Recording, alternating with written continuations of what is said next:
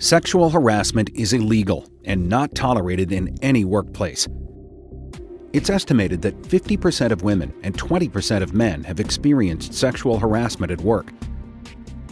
Sexual harassment can inflict serious damage on an organization's productivity and morale. And managers named in sexual harassment complaints could lose their jobs, their reputations, and even their careers.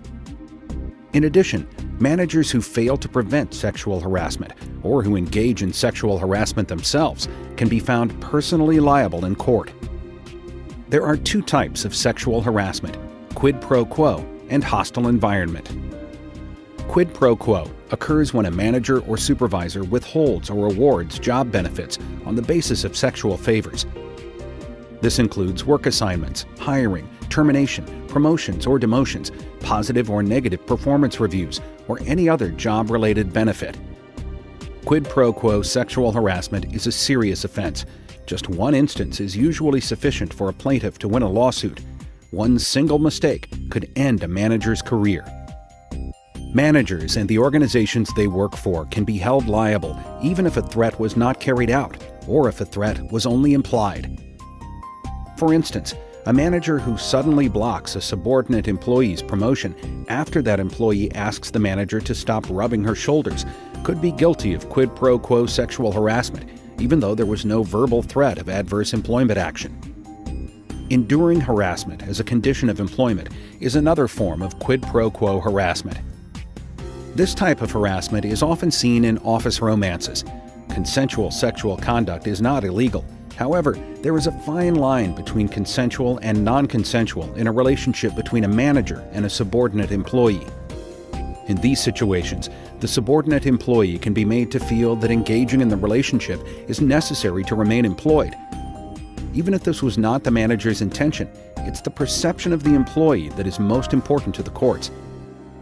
Enduring sexual harassment as a condition of employment even occurs when the manager is not the harasser.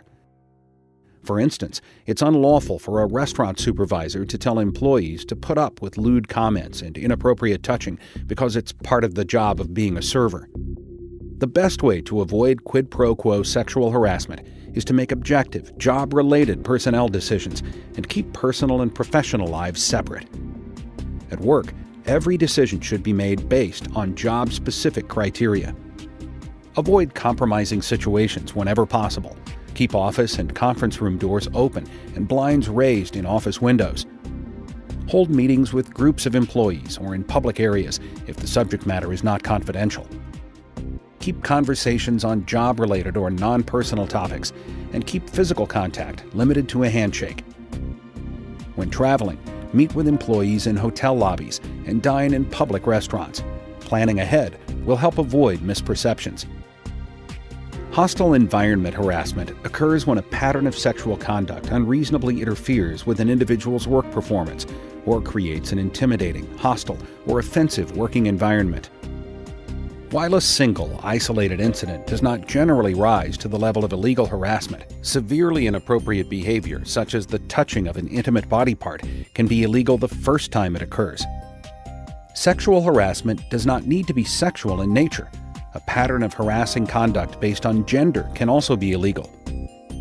Managers have the dual responsibility of avoiding harassing conduct themselves while preventing it in the workforce they manage. Hostile environment sexual harassment can occur between employees of the same sex, between employees of different sexes, and between employees of any rank or position in an organization.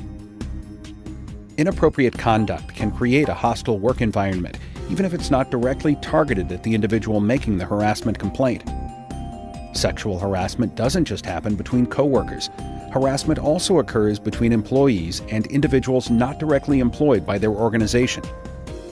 Individuals such as contractors, consultants, delivery persons, vendors, and even customers. Sexual harassment can happen anywhere that employees represent their organization, including work parties, dinner with clients, conferences, trade shows, sales calls, and charity events. The courts use the reasonable person standard when determining if offensive conduct is illegal. In other words, would a reasonable person find the behavior severe enough to create a hostile work environment? The fact is that most sexual behaviors, when they are continuous and unwanted, meet this standard. The safe way to avoid sexual harassment is to avoid these behaviors entirely. The following behaviors are unacceptable in any workplace, and when continuous and unwanted, could lead to illegal harassment. Unwanted flirting, repeated requests for dates, and sexual propositions. Sexual gestures, whistling, leering, and catcalls. Long stares and sexually suggestive looks. Using crude or offensive language, or making derogatory comments about a person's sexual orientation. Physical assaults or threats, intimidation, or physically blocking a person's movement or ability to work. Making jokes or comments about a person's physical attributes. Gossiping or spreading rumors about sexual topics, or engaging in sexual conversations that are overheard by others. Unwelcome physical behaviors, such as shoulder massages, hugging, and back scratching. The use of demeaning or offensive names, such as honey, sweetie, hottie, baby, girl, boy, or hunk. Viewing or posting sexual pictures, magazines, posters, videos, or images. Sending sexually explicit texts, emails, or instant messages. Viewing sexually based websites and the use of social networking sites for sexually based messages, pictures, or videos. Making inappropriate remarks or jokes about pregnancy, childbirth, or medical conditions related to pregnancy or childbirth. Offensive gender-based comments or behaviors that demean people simply because of their gender, such as a woman's place is in the kitchen, not the boardroom. Preventing harassment starts with managers and supervisors setting the example. A manager's actions are the single most important factor in preventing harassment. Always take sexual harassment seriously. Managers should never tell or laugh at inappropriate jokes or comments, even when they think their employees will not be offended. Follow the organization's policies and procedures and ensure that employees follow them as well. When managers don't follow harassment policy, neither will many of their employees. Be cautious when using social media. Comments, pictures, or videos placed on a manager's personal social media pages can contribute to a hostile work environment, especially if other employees are part of the manager's social network. Periodically inspect the workplace for objectionable items, artwork, and behaviors. A manager's presence in work areas can greatly reduce inappropriate conduct and catch minor problems before they rise to the level of illegal harassment. Often, a discreet reminder by a manager is all that is needed to stop inappropriate conduct. Remind employees that for less serious conduct, it is helpful but not required to tell coworkers that their behavior is offensive and unwanted. Because managers have a duty to stop harassment before it becomes illegal, employees should be encouraged to report incidents of inappropriate behavior before they become severe or pervasive.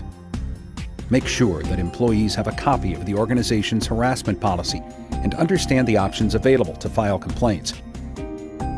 Incidents of quid pro quo harassment and severely inappropriate actions such as the touching of an intimate body part, threats, or intimidation must be reported immediately. Once harassment has been reported, employers are obligated to investigate it, regardless of how the complaint was submitted. Upon receipt of a harassment complaint, it's critical to listen carefully, remain objective, refrain from offering opinions, carefully document all the facts, and immediately report the complaint to your employer through the proper channels. Contrary to some popular beliefs, most complainants are not looking to get someone in trouble or win a large settlement. They just want the harassment to stop. Give every employee involved in a harassment complaint as much confidentiality as possible. However, warn them that in the process of an investigation, some information will be revealed to others involved with the case. It's illegal to retaliate against employees for making or participating in a harassment complaint. Even if the complaint is found to be without merit, the participants are protected if they had a good faith belief that harassment occurred. This means that managers and employers cannot punish or discipline employees for filing or participating in a harassment complaint. Likewise, non-management employees cannot bully, harass, intimidate, or threaten coworkers for participating in a harassment complaint. Warn all employees involved in the case that retaliation is illegal and will not be tolerated. If the accused employee and the complainant work in the same department, separate them until the investigation is complete. Make sure the complainant is not given an unwanted job transfer or less desirable work assignment to avoid retaliation charges. Investigate all harassment claims promptly and thoroughly. If it's determined that harassment occurred, take immediate steps to stop the behavior and ensure that it doesn't happen again. Apply discipline quickly and fairly, and compensate victims for any losses they incurred as a result of the harassment, such as wages for unpaid time off or restoration of sick leave and vacation time. Sexual harassment has consequences. Both harassment and retaliation can result in disciplinary actions, including written warnings, suspension, demotion, and termination. Sexual harassment often affects future career advancement and may even hamper the ability to be hired by another organization. The loss of personal reputation and trust with coworkers, friends, and family can be devastating and life-altering. It's every manager's responsibility to create a safe, comfortable environment for all employees, a workplace free of harassment and fear, and full of respect. Managers who take this duty seriously not only will avoid legal trouble, but will create a healthy, productive work environment with high employee morale as well.